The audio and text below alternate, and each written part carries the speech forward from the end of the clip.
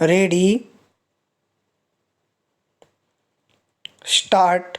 जनवरी में होने वाले प्राण प्रतिष्ठा समारोह से पहले अयोध्या में रामपथ और अन्य प्रमुख सड़कों पर स्थित दुकानों के शटरों को हिंदू प्रतीकों की कलाकृतियों से सजाया गया है। इन कलाकृतियों में मंदिर की आकृति के साथ जय श्री राम के नारे और स्वास्तिक चिन्ह शामिल है। 22 जनवरी को होने वाले प्राण प्रतिष्ठा के लिए शहर को सजाने के प्रयासों के तहत अधिकारियों ने इस कार्य को अंजाम दिया है। शहादतगंज और नया घाट को जोड़ने वाली 13 किलोमीटर लंबी सड़क को पुनर्विकास के बाद नया नाम रामपथ दिया गया है। इसके दोनों ओर बड़ी संख्या में स्थित दुकानों को संवारा गया है। बिड़ला धर्मशाला से नया घाट तक का क्षेत्र फिलहाल जय श्री राम, भगवान राम, राम दरबार की तस्वीरों और आगामी राम मंदिर की कलात्मक प्रस्तुति वाले भगवा झंडे बेचने वाले विक्रेताओं से भरा हुआ है। इस मार्ग पर कई विक्रेता भगवान राम की तस्वीरें और राम मंदिर की प्रतिकृतियां भी बेच रहे हैं।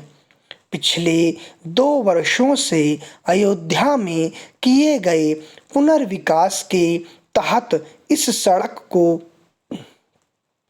दोनों तरफ से चौड़ा किया गया है और इसके लिए सामने की ओर से कई संरचनाओं को आंशिक रूप से ध्वस्त कर दिया गया है।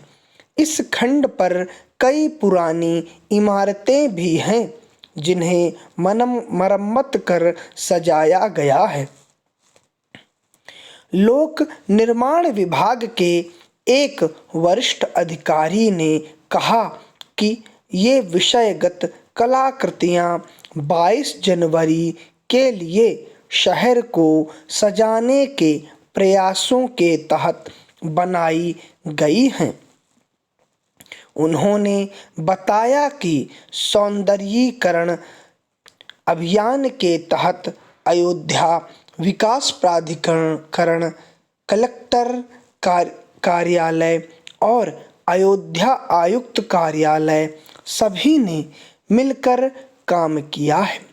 रामपथ और मंदिर स्थल की ओर जाने वाली सड़कों पर स्थित दुकानों पर उनके नाम और अयोध्या विकास प्राधिकरण के लोगों को प्रदर्शित करने वाले एक समान बोर्ड लगाए गए हैं। प्रत्येक शटर पर एक कलाकृति है और रात में बाजार बंद होने के बाद क्षेत्र का दृश्य बेहद अलग नजर आता है। रामपथ के किनारे स्थित दुकानों के शटर पर बनी कलाकृतियों में मंदिर की आकृति के साथ जय श्री राम का नारा लिखा हुआ है। पैरा जम्मू कश्मीर के पुंछ जिले में पिछले सप्ताह आतंकवादियों द्वारा सेना के 2 वाहनों पर घात लगाकर किए गए हमले में 4 सैनिकों के शहीद होने के बाद सुरक्षा बलों ने बुधवार को लगातार 7वें दिन भी घेराबंदी और तलाशी अभियान चलाया। सांबा और पुंछ में पाकिस्तान से सटी सीमा पर नए सिरे से तलाशी अभियान शुरू किया गया। अधिकारियों ने यह जानकारी दी। एक वरिष्ठ अधिकारी ने बताया कि सुरक्षा बलों के वाहनों पर घात लगाकर किए गए हमले भी शामिल आतंकवादियों का पता लगाने के लिए घेराबंदी और तलाशी अभियान जारी है। अधिकारी ने कहा कि इलाके की हवाई निगरानी भी की जा रही है तथा आतंकवादियों का पता लगाने के लिए श्वान दस्ते को भी लगाया गया है। उन्होंने बताया कि अभियान के दौरान घुसपैठ के 7 मार्गों को बंद करने के लिए अतिरिक्त बल तैनात किए गए हैं। उन्होंने बताया कि राजौरी और पुंछ में लगातार 5वें दिन भी मोबाइल इंटरनेट सेवाएं निलंबित रहेंगी। अधिकारियों ने बताया कि सुरक्षा बलों और विशेष अभियान समूहों ने बुधवार सुबह से सांबा जिले में अंतर्राष्ट्रीय सीमा के पास 3 स्थानों पर तलाशी अभियान शुरू किया है। उन्होंने बताया कि सीमा रेखा पर घने कोहरे के कारण एहतियात के तौर पर ऐसा किया गया। अधिकारी ने बताया कि इलाके में संदिग्ध गतिविधियों की सूचना मिलने के बाद सुरक्षा बलों ने पुंछ के किरनी सेक्टर में नियंत्रण रेखा पर भी ताज़ा तलाशी अभियान शुरू किया है। हमें सबसे अधिक काम वर्तमान को लेकर करना चाहिए। सबसे ज़्यादा सावधानी वर्तमान के प्रति रखनी चाहिए। इसी अवस्था में जीवन जीवंत है। भूतकाल में जीवन के 7 यादें हैं। भविष्य में जीवन एक कल्पना है, लेकिन वर्तमान में जीवन भी जिंदा है। पर जिंदगी को जिंदा देखना हो तो वर्तमान को ठीक से जीना सीखना होगा। वैसे तो मुर्दे के पास भी एक जिंदगी होती है। आखिरी सांस लेने के बाद जलाए या दफनाए जाने तक जो समय होता है वह मुर्दे की जिंदगी है।